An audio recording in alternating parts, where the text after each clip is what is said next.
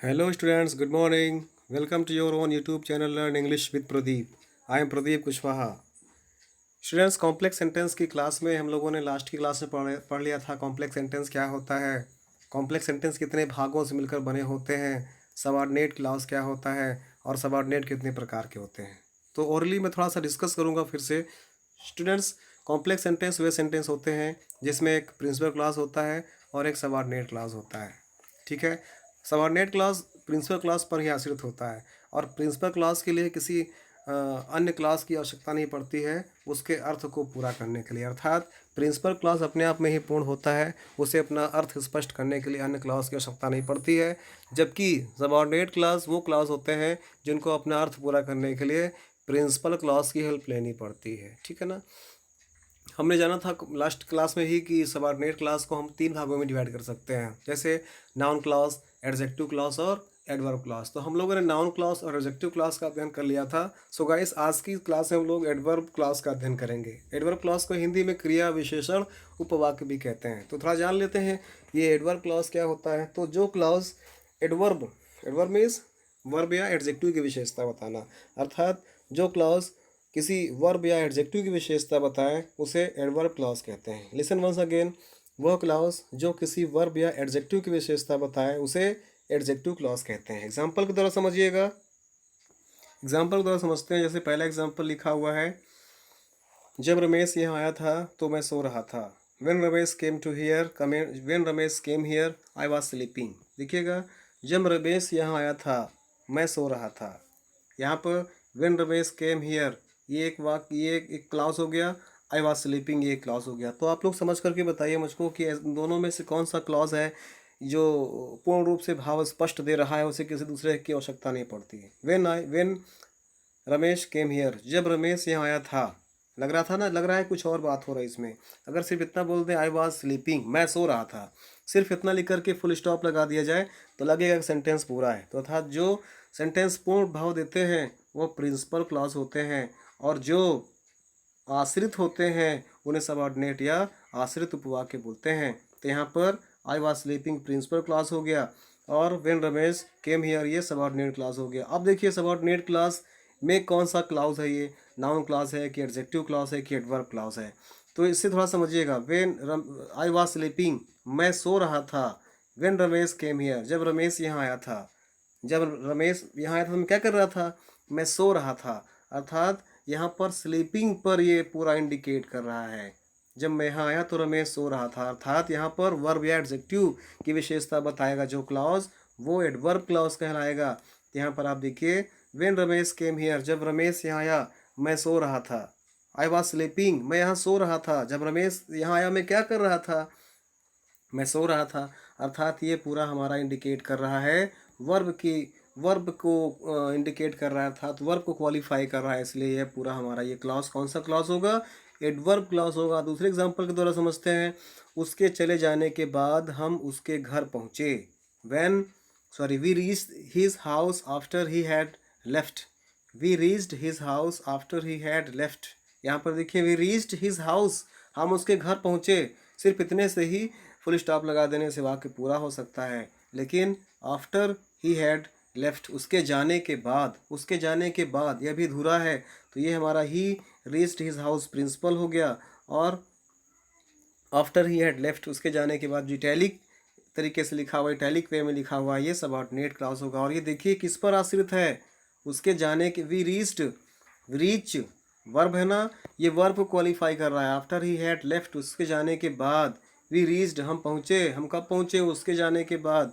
तो यहाँ पर आफ्टर ही हैड लेफ्ट जो है ये क्लॉज कौन सा है, एडजेक्टिव क्लॉज है, एडवर्ब क्लॉज है। क्यों, क्योंकि ये वर्ब को क्वालिफाई कर रहा है। उसी प्रकार से तीसरा एग्जाम्पल देखिए, वह कठिन परिश्रम करती है जिससे वह प्रथम आ सके, जिससे या फिर ताकि वह प्रथम आ सके।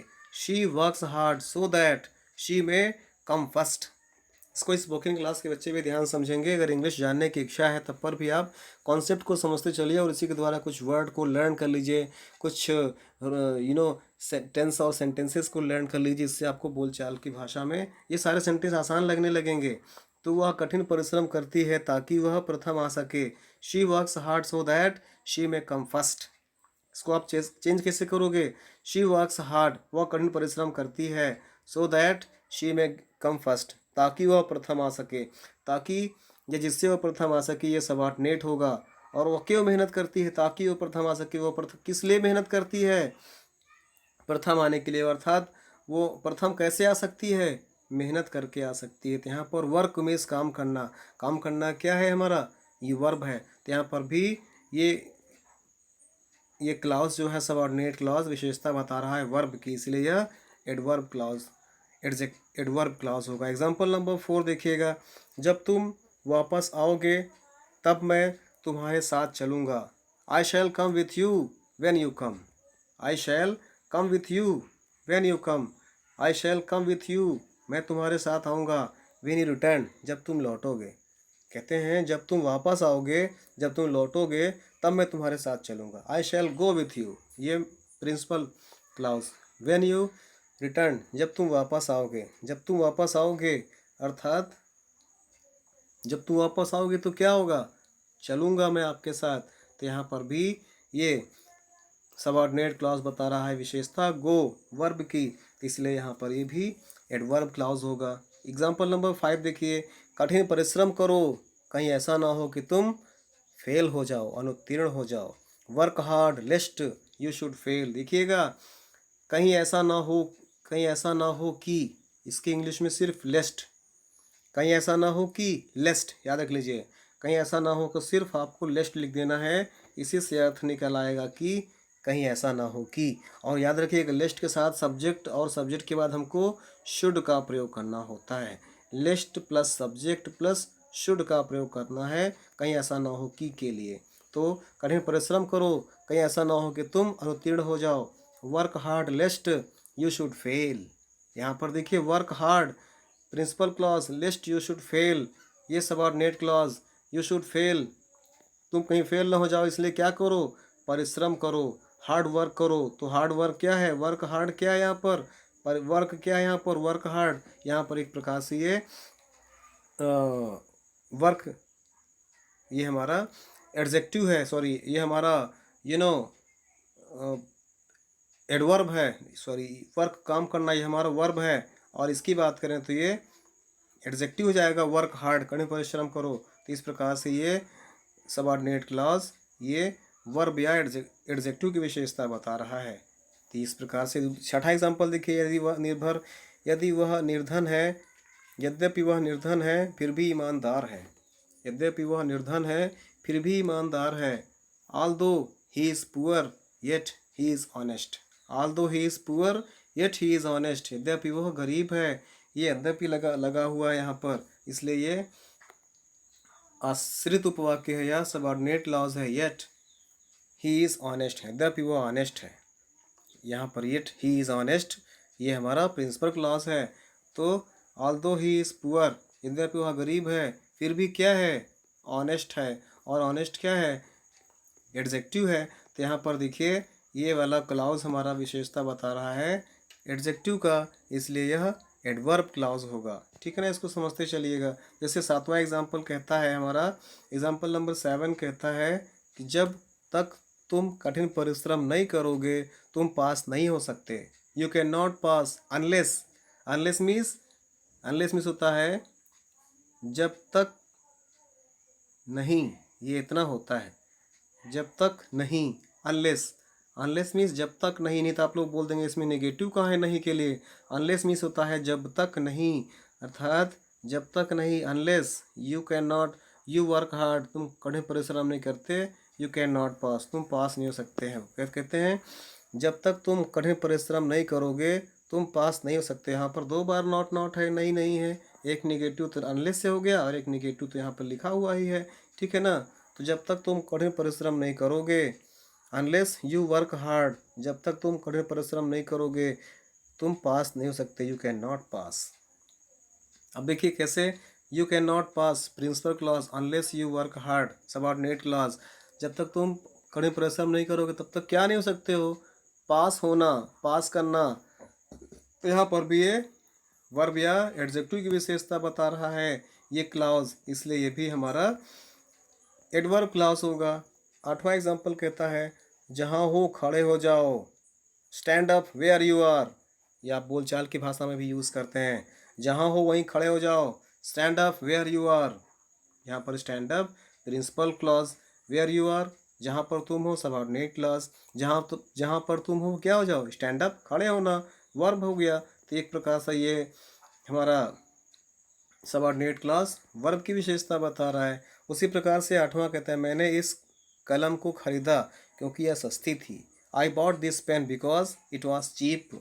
आई बॉट दिस पेन, मैंने यह पेन खरीदा, बिकॉज इट वॉज चीप, क्योंकि यह सस्ती थी। I bought this pen principal clause होगा, और जो इटैलिक वे में लिखा हुआ है ये हमारा सबऑर्डिनेट क्लॉज होगा ये। और देखिए बिकॉज इट वॉज चीप, मैंने पेन क्यों खरीदी, मैंने पेन खरीदा ना, खरीदना, बाउट या बाई ये वर्ब है, तो ये क्वालिफाई कर रहा है नाउन, एडवर्ब वर्ब को क्वालिफाई कर रहा है, इसलिए यह एडजेक्टिव क्लॉज होगा। उसी प्रकार से एग्जांपल नंबर 10 देखिए, यदि तुम इसे पढ़ोगे तो तुम्हें यह पसंद आएगा। If you read it you will like it. If you read it you will like it, तो you will like it principle clause हो गया। और इफ़ यू रीड इट, यदि तुम इसको पढ़ते हो, ये तुम इसको पढ़ोगे तो यू विल लाइक इट, तुम इसको पसंद करोगे, ठीक है ना। यहाँ पर देखिए जब जब दो सेंटेंस लिखे हों, एक फ्यूचर में हो तो दूसरे को हमको प्रेजेंट डेफिनिट बनाना पड़ता है, इसलिए इफ़ यू रीड इट, ये नहीं कि आप जो तुम पढ़ोगे, ये इफ़ यू विल रीड, तुम इसे पसंद करो यू विल लाइक इट, नहीं, आपको विल का प्रयोग एक ही बार करना है। जब ऐसी स्थिति आ जाए जब दोनों फ्यूचर टेंस में होते हैं तो एक को हम लोग चेंज कर देते हैं प्रेजेंट इंडेफिनिट टेंस में, तो हो जाएगा इफ़ यू रीड इट, अगर तुम इसको पढ़ते हो तो यू विल लाइक इट, तुम इसको पसंद करोगे, ठीक है ना। जो सबऑर्डिनेट क्लास होता है उसको हम लोग प्रेजेंट इंडेफिनिट बना देते हैं, जो मेन क्लास होता है उसको हम लोग फ्यूचर इंडेफिनिट कर देते हैं। तो देखिए यहाँ पर ये सबऑर्डिनेट हो गया और ये मेन हो गया, मुख्य या प्रिंसिपल क्लॉज हो गया। तो यू लाइक इट, तुम इसको पसंद करोगे, ठीक है ना। यहाँ पर समझिएगा इफ़ यू रीड इट, अगर तुम पढ़ते हो तुम इसको पसंद करना, लाइक में इस पसंद करोगे ना, तो यहाँ पर देखिए लाइक को क्वालिफाई कर रहा है ये क्लाउज, इसलिए यह एडजेक्टिव, इसलिए यह एडवर्ब क्लाउज होगा। इस प्रकार से ये 10 एग्जाम्पल्स आपके सामने थे। 10 एग्जाम्पल से आप लोगों ने समझा होगा कि कैसे हम लोग को यूज़ करना है। फिर भी हम लोग नियम देख लेते हैं। ये हमारे नियम, पहला नियम कहता है adverb clause time, place, condition, clause, purpose, comparison, contrast आदि प्रकट करता है, ठीक है। इसका नियम नंबर 2 कहता है व्हेन के पश्चात देन नहीं आता है, केवल कॉमा लग जाता है, जैसे एग्जाम्पल नंबर 1 में आपको बताया जा चुका है, ठीक है। उसी प्रकार से हमारा तीसरा नियम कहता है आल्दो के साथ येट लगा देते हैं, ठीक है ना। आल्दो, येट, आल्दो और येट, आल्दो हमारा हो जाएगा सबऑर्डिनेट वाले में और येट हमारा हो जाएगा प्रिंसिपल क्लॉज में। एग्जाम्पल नंबर 6 में आपको ऊपर बताया जा चुका है। उसी प्रकार से रूल 4 कहता है इफ़ के पश्चात भी तो के अंग्रेजी देन नहीं लगाते हैं। इफ़ के साथ कि सिर्फ कॉमा लगा देते हैं, उसी से तो की अंग्रेजी निकल आती है। एग्जाम्पल नंबर 10 में इसके बारे में बताया जा चुका है। एग्जाम्पल आप रूल 5 की बात कर लेते हैं। अनलेस और अनटिल के पश्चात नेगेटिव शब्द नहीं आते हैं, क्योंकि ये खुद ही अपने आप में नेगेटिव होते हैं, मैं पहले बता चुका हूँ। एग्जाम्पल नंबर 7 में आप इसको देख सकते हैं। रूल 6 कहता है अगर वाक्य को दोनों भागों में गा, गी, गे लगे होते हैं तो इफ़ या वेन से प्रारंभ होने वाले क्लॉज को प्रेजेंट इंडेफिनिट में लिखते हैं और दूसरे को फ्यूचर इंडेफिनिट लिखते हैं। मैं इसके बारे में भी आपको बता चुका हूँ। अधिक जानकारी के लिए आप एग्जाम्पल नंबर 4 और 10 देख सकते हैं। रूल 7 कहता है लेस्ट कहीं ऐसा ना हो कि के साथ शुड का प्रयोग करते हैं, लेस्ट के बाद नॉट नहीं लगाया जाता है। इसको भी मैं आपको बता चुका हूँ एग्जाम्पल में, आप एग्जाम्पल नंबर 5 इसको फिर से देख सकते हैं। उसी प्रकार से रूल 8 कहता है सो दैट ताकि के बाद आने वाले क्लाउज में मे या माइट का प्रयोग होता है। सो दैट के बाद मे या माइट का प्रयोग होता है। एग्जाम्पल नंबर 3 में आपको बताया जा चुका है। इसलिए अगर आप फिर से इसको जानना चाहते हैं तो एक बार फिर से आप वीडियो को रिप्ले करिए स्टार्टिंग से।